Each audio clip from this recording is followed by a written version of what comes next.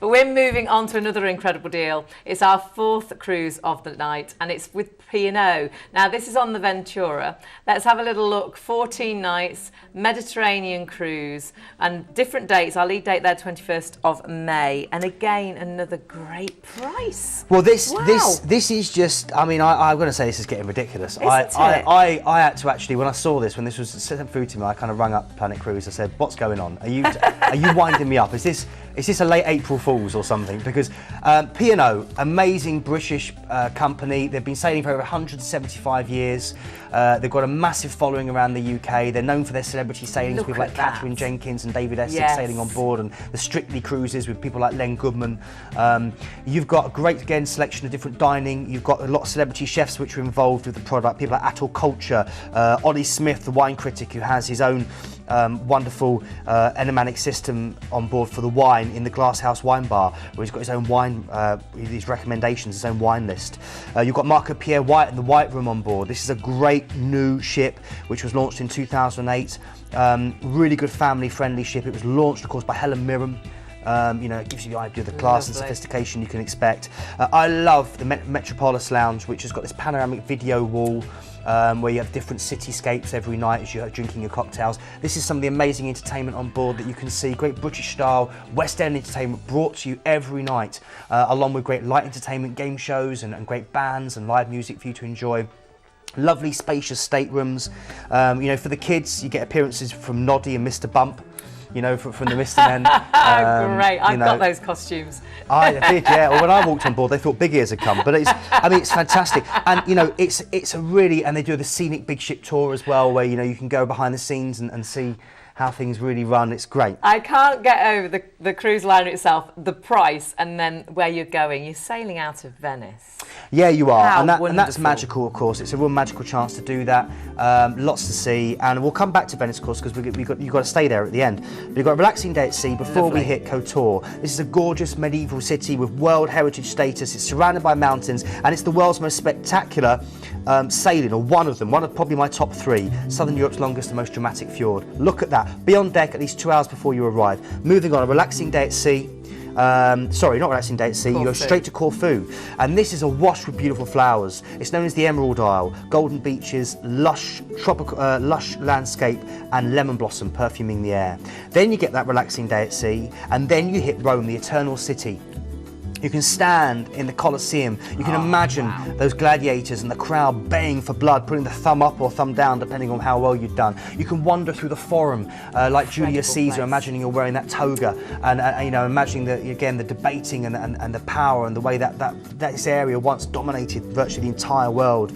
You can head out into Villa Borghese and hire a bike and cycle round and see some of the artwork in the Borghese Gallery as well. Head to the Sistine Chapel, which of course is part of Vatican City, the heart of the Catholic Church. Maybe you might even get to see the Pope and his Pope-mobile as he heads on by or waves to you. And of course, you can go to do things like the Da Vinci Trail, follow the Da Vinci Trail through. That sounds great. It's amazing. You can head out to the Ostica Antica, which is another wonderful thing, very, very similar to Pompeii. The Appian Way, and there's so much to see and do here. Spanish Steps for your best views. I've got to get on, I've got to move on. Just look everywhere, up, down, round, everywhere. So you're moving on. Jasio's next. The birthplace, of course, of the man with the big hat and big attitude, Napoleon Bonaparte. It's known as the Perfumed Isle, full of beautiful little beaches, cute farmers markets. Try the Corsican spicy sausage, it's to die for. Then you go to Genoa. This is known as the Market Square of the Mediterranean. Fantastic place, full of great architecture, great shopping, and it's the birthplace of Christopher Columbus, of pesto and focaccia. Got to try the final 2 when you're there. Then we go to Livorno. This is your gateway to Florence, the Renaissance masterpiece, and also to Pisa with that leaning tower. Need I say more? Then you're heading on for a relaxing day at sea before you get to Naples. Now, I love Naples. Not only is this your gateway through to Pompeii, regardless of what you think about the recent film, it's amazing to go and actually see it in its former glory. And Herculaneum, you can head out to Capri for the jet set style and cruise around it. It only takes 40 minutes to cruise across. You can head out to the Amalfi Coast. I love Naples itself because it's a slice of southern Italy. You've got a UNESCO World Heritage Site. The city centre itself is a UNESCO World Heritage Site. It's the birthplace of pizza. It's full of ancient architecture, cathedrals and churches, and buzzing Vespers and honking Fiats weaving through the streets. And of course, beyond that, you can head out to Mount Vesuvius for some amazing Italian countryside. From there, you're heading out for a relaxing day at sea before you hit Dubrovnik, another masterpiece as we move into the Adriatic, onto the Dalmatian coast. This is a great walking city for lovers of culture and history. Century-old monasteries, churches and synagogues. One of the world's oldest pharmacies in Europe, in a walled city. They filmed Game of Thrones around here. As you sail in, it's stunning. You can walk the walls. It's about 1.4 miles. It takes you probably, depends on how fit you are. It took me about an hour and a half.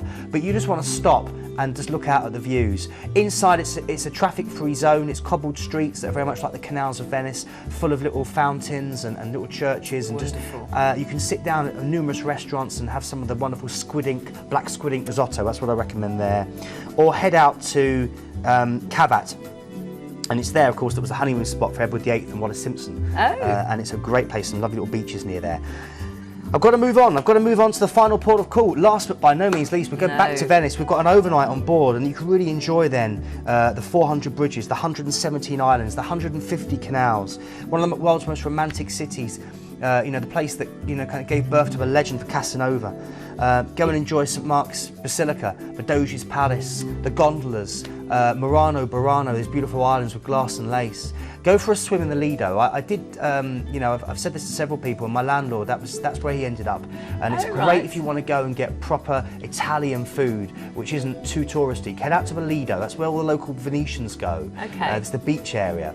Or get the free shuttle from St Mark's Square over to the Giudecca, the island facing Venice, and go to Hotel Cipriani. If you're willing to part with a bit more money, you'll have one of the best slap-up dinners you'll ever have. Fabulous place, just get lost there. It's absolutely wonderful. And of course, on a super ship as well, so let's have a little look on board. Yeah, an amazing ship, launched in 2008, 116,000 tonnes, loads and loads for you to do. And of course with P&O, when you sail away, when you do that sail out of Venice, they'll make a real event of it, and I suspect there'll be a commentary telling you what you can see. There'll be lots of flag waving. It'll be an iconic home port sail away, they call it. Really good fun. Really fabulous cruise. Let's have a look at what you've got, because I can't get over the price of this. This is 14 nights, well, £679. Bearing in mind that if you can't do 2 weeks, you want to do a week. We're doing 1 weeks at the moment, fly cruises for $499. Which is a brilliant price. But bearing in mind then for 2 weeks, for an extra 7 days, you're paying an extra £179.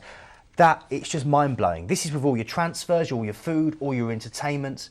And it's Venice, it's incredible. And of course, you can get everything booked in advance. So as soon as you get on that ship, you can actually relax. So do get the excursions booked ahead as well. Get onto the phones to Planet Cruise, there to help you, there to tell you what excursions are the best. And of course, fabulous price as well if you book in advance. And under £49 per person per night this is. It just gets better and better value. I've got that written down, but I just daren't say it because that's under £49 per person per night.